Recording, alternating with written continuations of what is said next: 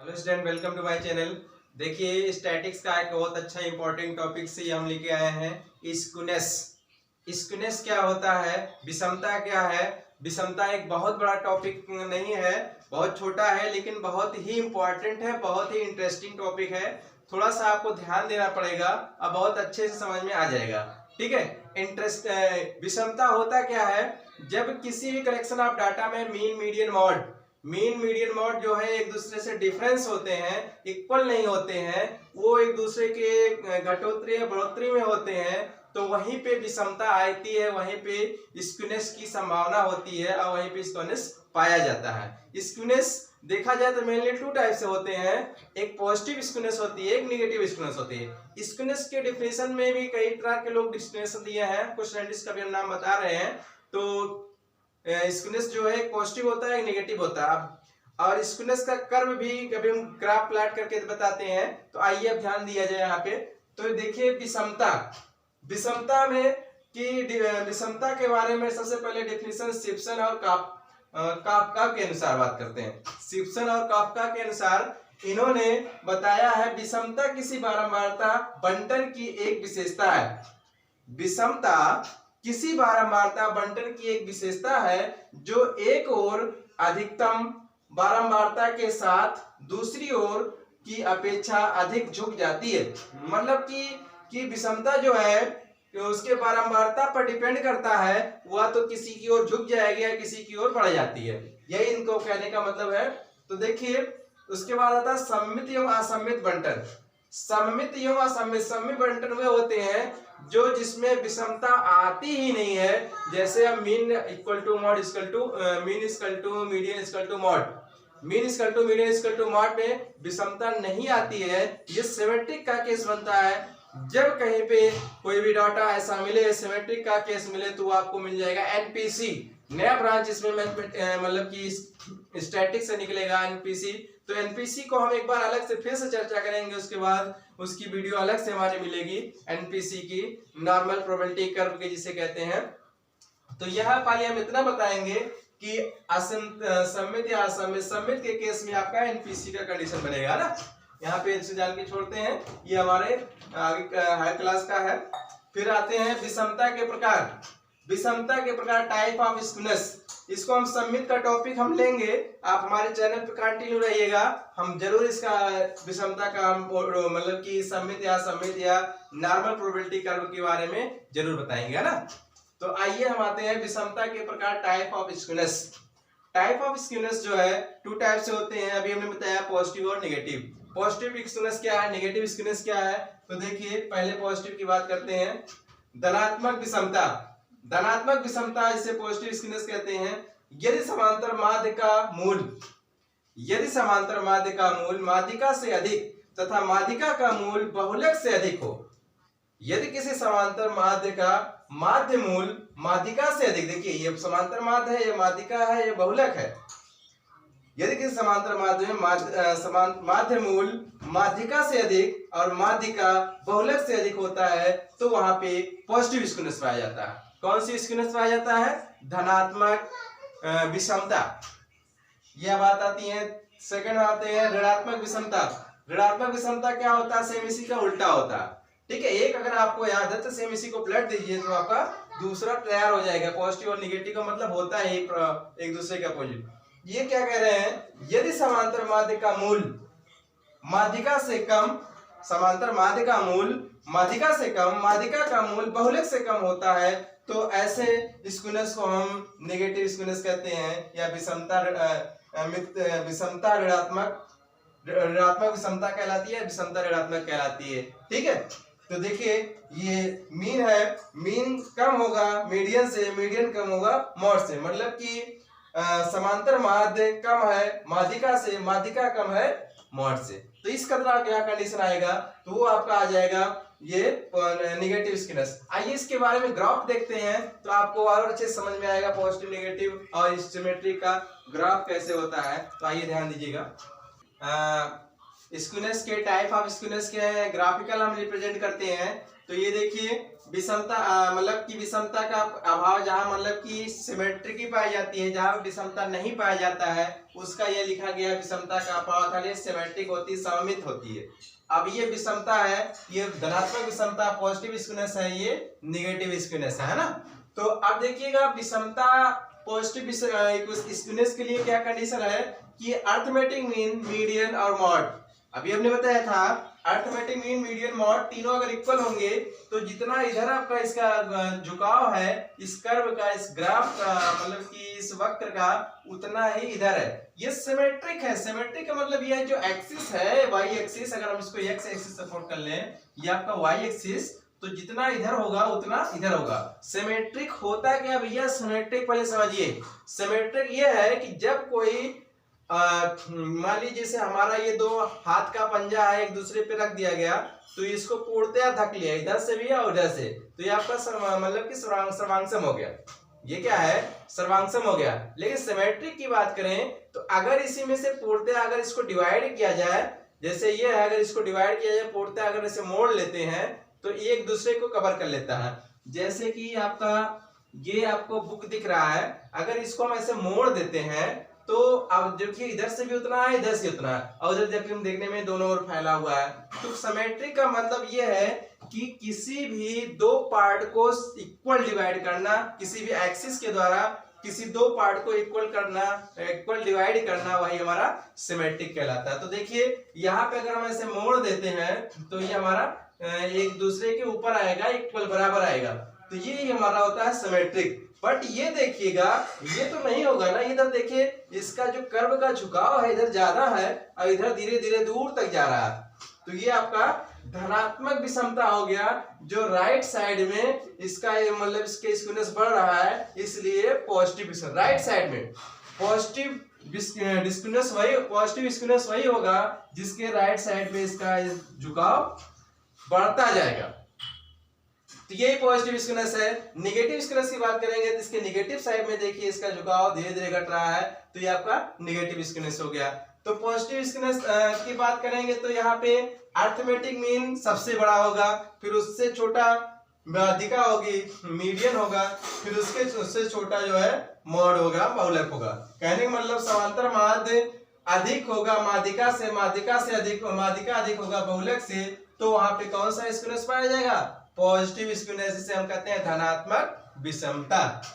अब ऐसे इधर भी जब समांतर माध्य माध्यिका से छोटा होगा और माध्यिका बहुलक से छोटी होगी, तब उस कंडीशन में आपका नेगेटिव स्क्यूनेस पाया जाएगा, तो ये आपका होगा नेगेटिव स्क्यूनेस। आइए कुछ फार्मूले देखते हैं। तो आइए ध्यान से फार्मूले, हम कुछ फार्मूलों का हम स्क्यूनेस निकालने के फार्मूले बताएंगे, जिससे आप इसके प्रॉब्लम्स भी सॉल्व कर ले जाएंगे। तो आइए कुछ फार्मूलों का हम जिक्र करते हैं, ध्यान दीजिएगा, है ना।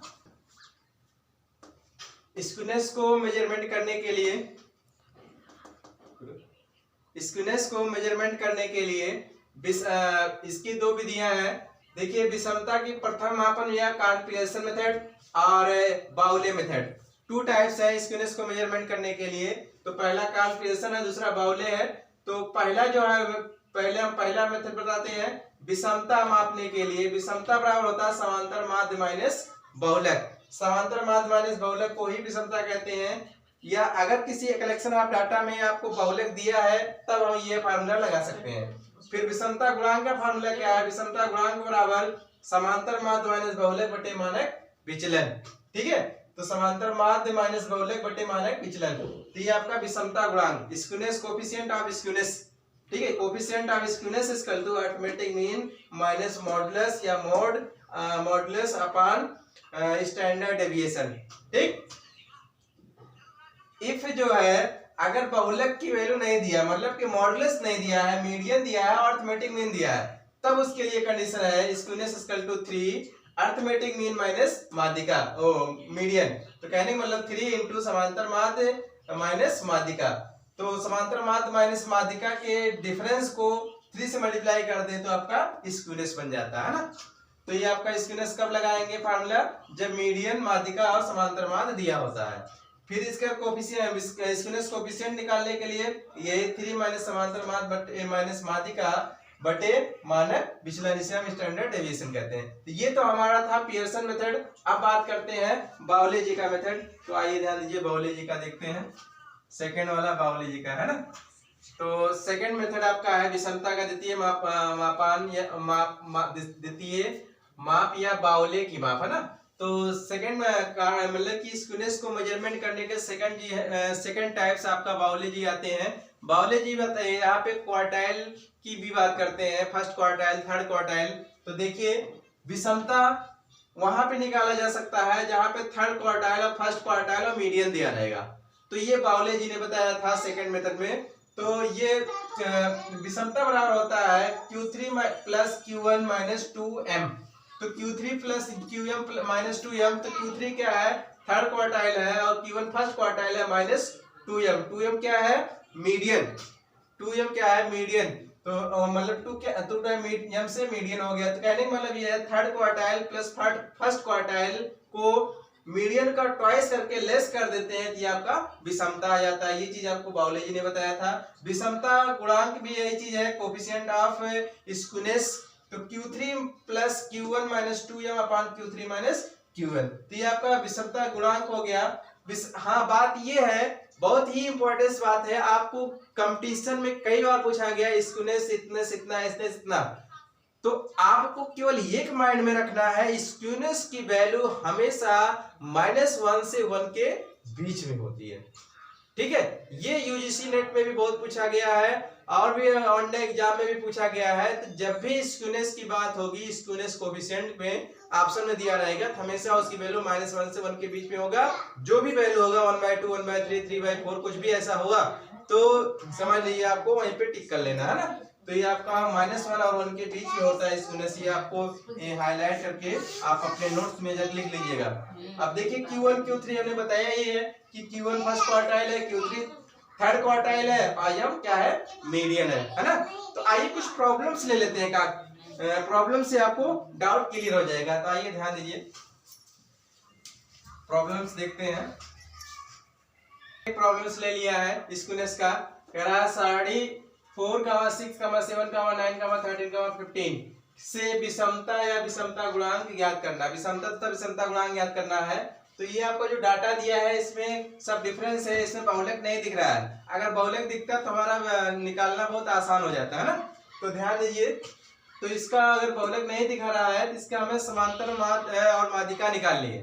तो पहले हम माध्यिका निकालते हैं। तो माध्यिका के लिए जो आपको इसे इंक्रीजिंग ऑर्डर में तो है ही, हमने लिख दिया वैसे ही, फिर आने इंक्रीजिंग ऑर्डर में है, मतलब बढ़ते हुए क्रम में 4, 6, 7, 8, 9, 13, 15। ठीक, तो टोटल कितने क्रम है, 1, 2, 3, 4, 5, 6। तो n = 6 इवन नंबर है, सम संख्या है। तो माध्यिका का फार्मूला क्या होता है, median = n/2th term plus n/2 plus 1th term upon 2, है ना। यही फार्मूला होता है मीडियन का। तो अब देखिए n की वैल्यू 6 है, 6/2th term plus 6/2 plus 1th term. तो इसको डिवाइड करेंगे 3 थर्ड टर्म से, इसको डिवाइड करेंगे फिर 3 और एक 4th टर्म हो जाएगा। तो अब ध्यान दीजिएगा, थर्ड टर्म आपका कौन सा आ रहा है, 1, 2, 3, 7 आ रहा है। अब 4th टर्म आपका 9 आ रहा है। 7 + 9 का हाफ कर देंगे तो 16 का हाफ करेंगे तो 8 आ जाएगा। मीडियन हमारा आ गया। अब हम उस मीडियन वो निकालते हैं, समांतर माध्य निकालेंगे और उसके बाद इसको सॉल्व करते हैं ना। ध्यान दीजिए, इसके आगे करते हैं अब ये जो डाटा दिया था उसको xy मान करके यहाँ फिट कर दिए, और इसके बाद इसका मीडियन, इसका जो मीडियन है मिड वैल्यू, इसका अरिथमेटिक समांतर माध्य निकालते हैं। तो समांतर माध्य हमारा इसका 9 आएगा। तो समांतर माध्य आप लोग निकाल सकते हैं, पदों का योग बटे पदों की संख्या, है ना। तो आपका 9 ये ले लेते हैं और 9 आपको यहाँ ले लिया गया -xi - 9। ठीक है, d = xi - 9। अब जो 9 हमने चूज किया है इसके बीच का कोई भी वैल्यू, तो अब इसकी जो वैल्यू है इसको हम 4 में से 9 लेस करेंगे कितना, -5 आएगा। 6 में से 9 लेस करेंगे -3 आएगा। 7 में से -9 लेस करेंगे -2 आएगा। 9 में से 9 गया 0। अब 13 में से 9 लेस करेंगे तो 4, 15 में से 9 लेस करेंगे तो 6 आ गया। ठीक, तो इसका मतलब जो 9 हमने किसी को मान लिया, आप भी मान सकते हैं। तो आप ध्यान दीजिए, जो आपकी d की वैल्यू आई है इसी को स्क्वायर कर ले। -5 का स्क्वायर 25, -3 का स्क्वायर 9, 2 का स्क्वायर तो 4 हो जाएगा, 0 का 0 ही होगा, 4 का स्क्वायर 16 और 6 का स्क्वायर 36। तो ये हमारा टोटल, इसको ऐड कर लेंगे तो ये सिग्मा डी स्क्वायर आएगा। Sigma D square equal to कितना आएगा, 90 हो गया। ठीक है, तो 90 इसकी हो गई। अब इसकी जो है फार्मूला लगाते हैं। तो अब फार्मूला लगाएंगे स्टैंडर्ड डेविएशन। तो अभी से हम देखिए रेस कर देते हैं। तो अब देखिए क्या करेंगे, हम मानक विचलन निकालते हैं। मानक विचलन standard deviation sigma equal to होता है under root sigma D square upon N. तो सिग्मा डी की वैल्यू भी हमने यहाँ 90 लिखा था, तो 90 हो गया। और एन क्या है हमारा, नंबर ऑफ टर्म 1 2 3 4 5 6, ये 6 हो गया। इसको डिवाइड कर लिया गया, रूट 15 आ गया। रूट 15 का वैल्यू 3.87 हम निकाल लिया ना। तो विषमता बराबर होता है विषमता बराबर 3 समांतर माध्य माइनस माध्यिका। समांतर माध्य हमारा 9 निकाला गया था और माध्यिका हमारा 8 आया था। तो 9 में से 8 लेस करेंगे कितना आएगा, 3। 9 में से 8 लेस करेंगे तो 1 आया, 1 और 3 बन जा 3 आपका हो गया ना। विषमता गुणांक का फार्मूला होता है कोफिशिएंट ऑफ स्क्यूनेस, विषमता गुणांक बटे विषमता बटे मानक विचलन। तो अब ध्यान दीजिएगा 3 अपान, इसको लाके वैल्यू रख दिया 3 अपान 3.8, इसको डिवाइड करते हैं 0.77। तो यही हमारा कोफिशिएंट ऑफ स्क्यूनेस हो गया आंसर, है ना। एक आंसर ये है और एक आंसर हमारा ये है, यही दो आंसर है। तो देखिए हमने स्क्यूनेस के डिफिनेशन बताया, स्क्यूनेस के टाइप ऑफ स्क्यूनेस के ग्राफिकल बताया, ग्राफ बताया, और इसके साथ एक प्रॉब्लम में ले लेते हैं। स्क्यूनेस के और भी प्रॉब्लम जो होंगे कार्ल और बाउले के द्वारा, तो वो हम नेक्स्ट वीडियो में फिर मिलेंगे। आज के लिए इतना ही। Thank you very much.